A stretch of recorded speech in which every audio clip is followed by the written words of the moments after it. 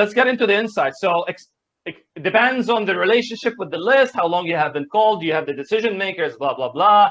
You've got a great sales guy. You would expect, again, disclaimer, I don't know for sure, but I would want to see at least 2% to 5% win rate. If I'm not seeing that much of a win rate, there's a bigger problem I can't solve with marketing. There's a service problem. What would that be? Service problem. They just left a bad taste in the customer's mouth, and it's not, you can't amend it anymore.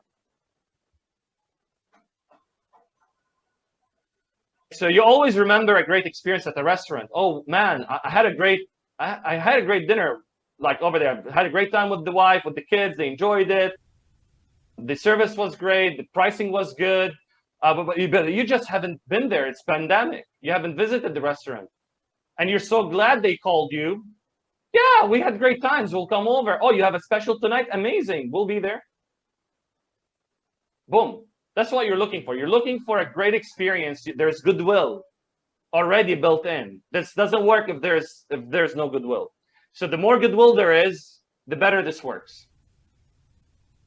I would recommend highly performance-based compensation for the team, low base, high commission, or even 100% commission.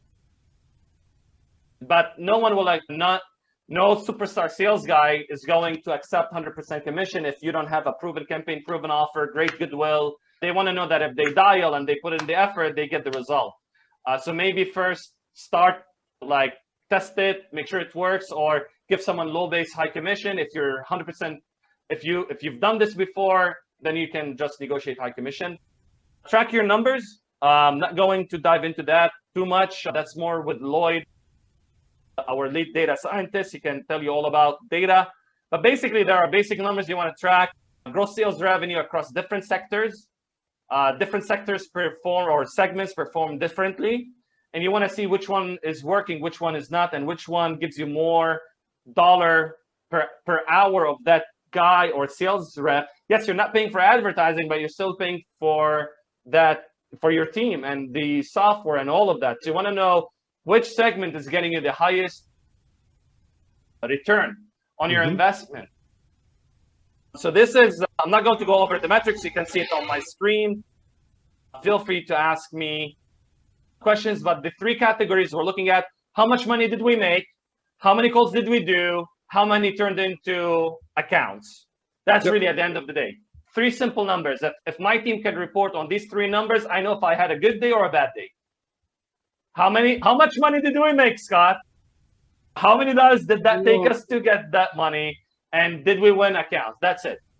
And then you can go deeper if there's problems you want to troubleshoot. You can segment the data however you want. Advice, any campaign that we run is we're always looking at the different segments. And you don't want to also just segment by the category. You want to segment by recency, by monetary value. RFM, recency, frequency, monetary value. I would always, so there, if you've got 100,000 people to reach out to, how do you prioritize? Who do you reach out to first? You want to prioritize people who have put in the order the latest, who typically put in multiple work orders, and they give you the most money when you go out fix their equipment. Recency, frequency, monetary value. And you analyze your data. That's called RFM analysis. So Lloyd can talk more about that. But it's how do you 80-20 your list and expect the most money out of that inactive database. You can't treat everyone equally. You gotta, and that was the challenge here. We didn't have that data, a lot of it. We were collecting it as we go. From a rhythm perspective, am I getting too much in the weeds? We're almost done, Scott. Let's go through it. Okay. So daily check-in with sales rep, review calls, recording.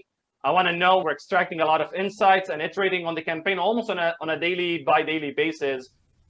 As we're starting every couple of days, as we launch the campaign, I'm listening to calls. I'm looking for objections. I'm just trying to understand what's going on. I'm leaning in. I'm trying to listen to the market. What is the market telling me? Not just data, analytical, but qualitatively.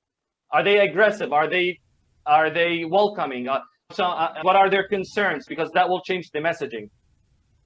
One of the key criteria is moving forward. You want to stop losing accounts.